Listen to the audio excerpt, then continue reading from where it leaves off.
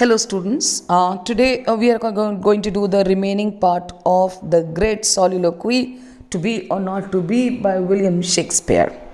I'll just give you a quick update on what I had done in the previous video. To Be or Not to Be, that is the famous soliloquy in Hamlet, spoken by Hamlet in Act 3, Scene 1, where Hamlet is actually contemplating that whether he should live and avenge the death of his father or whether he should die because as a son he has failed to fulfill to avenge actually the murder of his father. So what we are doing is the contemplation or the soliloquy, that is speaking aloud what Hamlet is thinking. Now Hamlet says that I do not know whether I should live or I should die. Death is just like sleep. So though we get rest after sleeping, but we have bad dreams also, which make us restless. Similarly, he says that does death give us the guarantee that we are going to get rest after death, or whether this guarantee has a question mark that we are going to suffer like bad dreams, we are going to get restless after death. Now who's going to answer, because till date nobody has crossed the boundary of death and has come back to give the answer.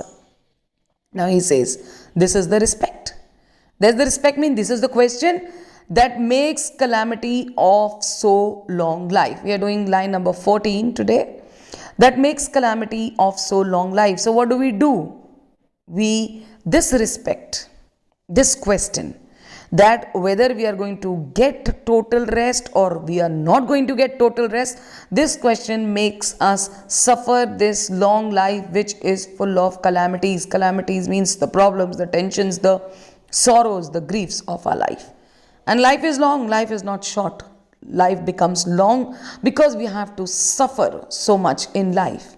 And these disasters in our life make us feel that his life is very long. He says that if there would have been guarantee of rest after death, then who would bear the whips and scorns of time? Now then he gives a list of all the calamities, all the disasters, all the problems, all the tensions and sorrows and griefs of life. He says who would bear means suffer, the whips and scorns of time. Whips means chabuk, so it means pain, and scorn means insult, humiliation. Now time is all powerful. Time is very, very powerful. And when bad time comes, we have to suffer all the pains, all the humiliation, all the insult, all the sorrows and griefs. If there would have been a guarantee, a surety that after death, every problem will come to an end, we would have put an end to our life. We would not have suffered the pains, the sorrows, the tensions of time. The oppressor's wrong. The oppressor means the person who is suppressing us, the person who is the wrongdoer. Wrong means the miseries which he is giving us. Who would suffer? The oppressor is wrong. Who would suffer? Who would be suppressed with miseries? The proud man's contumely. Proud man here means the arrogant man. Contumely means the arrogance which he has, the insults which he furls upon us. We are this suppressed person. We do not have the courage to oppose, and we quietly suffer all the insults. We quietly suffer all the arrogance. We quietly suffer all the miseries which the people are giving us. The pangs of despised love. The pang means the sorrow of despised love. Despised love means the love which is not reciprocated, the love which is not, which does not have a positive answer.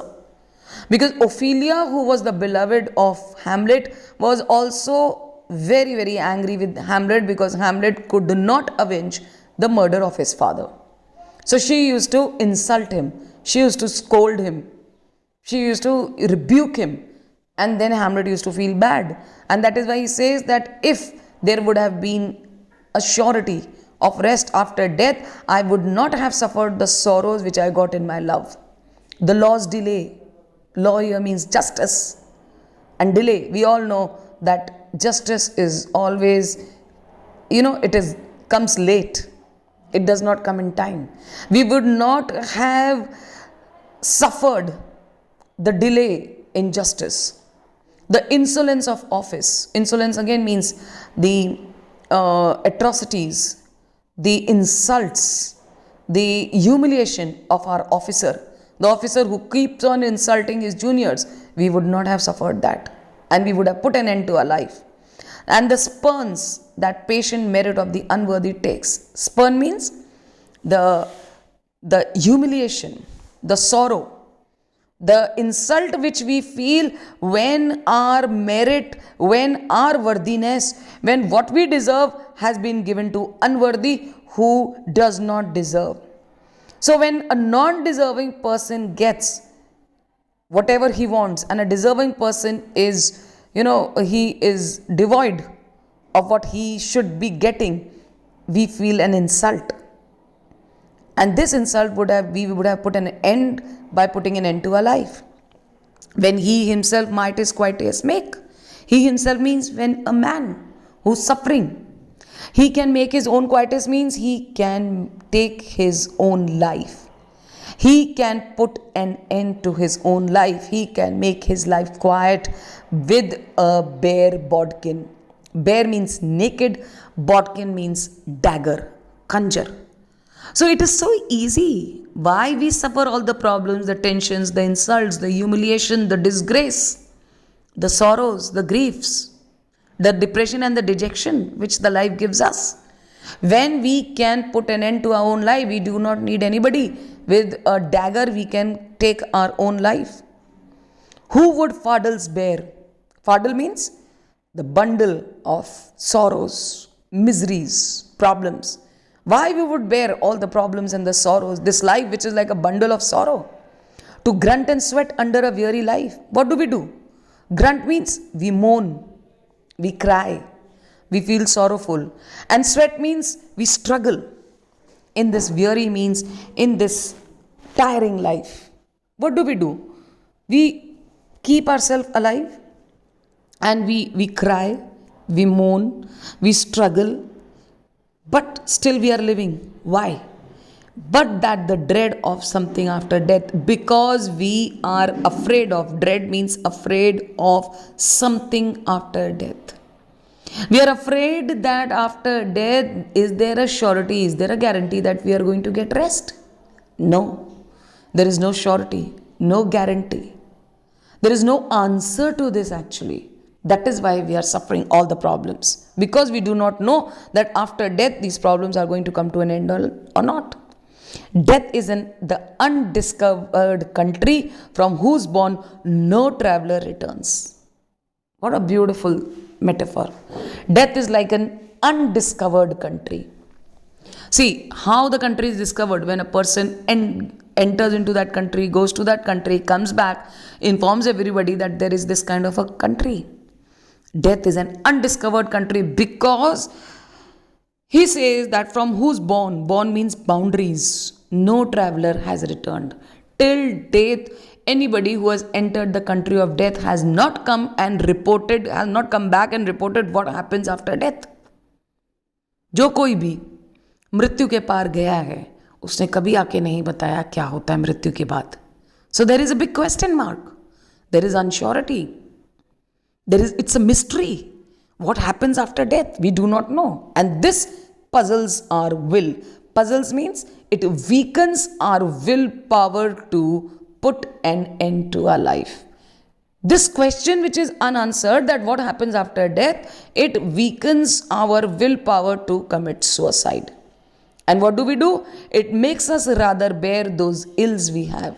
And then we decide that it is better to bear, to suffer all the ills, all the problems and tensions of life. At least this life is known to us. At least this life is familiar. Whereas we do not know what happens after death. We are not familiar with death. Than to fly to days that we know not of. So it is better to suffer all the ills, all the problems, tensions, sorrows, depression, dejection, misery, oppressions in this life, because at least we are familiar with our life. It is better rather than to go to theirs means to death, that about which we do not know anything. Thus, conscience does make coward of us all, and therefore conscience means introspection, lot of thought, procrastination, thinking. It makes us thinking that what is going to happen after death. It makes us coward means we start thinking and then we give up the idea. We do not believe in this idea that we should commit suicide. It is better to live and bear all the problems rather than to die because we do not know anything about death. And thus the native hue of resolution is sickled over with the pale cast of thought. Another metaphor, comparison. He says the native hue means the natural color, means the urge, the wish, the desire of resolution of the decision to die is sickled over. It becomes weak. It becomes pale. Why? With the pale cast of thought. Because of the pale cast means color, shadow of thought. So just think, there is a flower. And if that flower does not get the sunlight and it is put in shadow, what happens? It will lose its natural bright color, and what it will become? It will become pale, dull. Similarly, the flower is compared here to the decision to commit suicide. And this decision to commit suicide, it is foreshadowed. It is shadowed by what? It is shadowed by too much thinking. Whether we should die or not die. Whether we are going to get rest after death or we are not going to get rest after death. These thoughts come, and therefore it makes our decision of committing suicide weak, and we give up the idea of committing suicide. And enterprises of great pitch and moment. Enterprises means plan. The plan of committing suicide, which has great pitch, it has great emotion. Moment means it has great importance. So what happens? The plan, which is totally emotional, very important, very, like forceful, that we want to commit suicide, with regard. Regard means with too much thinking, the currents turn around. What happens? They change their path. So if you want to commit suicide, the Hamlet is saying, if you want to commit suicide, you should commit suicide immediately. Otherwise, if you keep on thinking, what will happen? Your currents turn around means the plan will remain only a plan. It will not be executed. It will not be put into action. And it will lose the name of action. Means it will not be put into action. You will keep on thinking, and then afterwards you give up the idea of committing suicide. Thank you.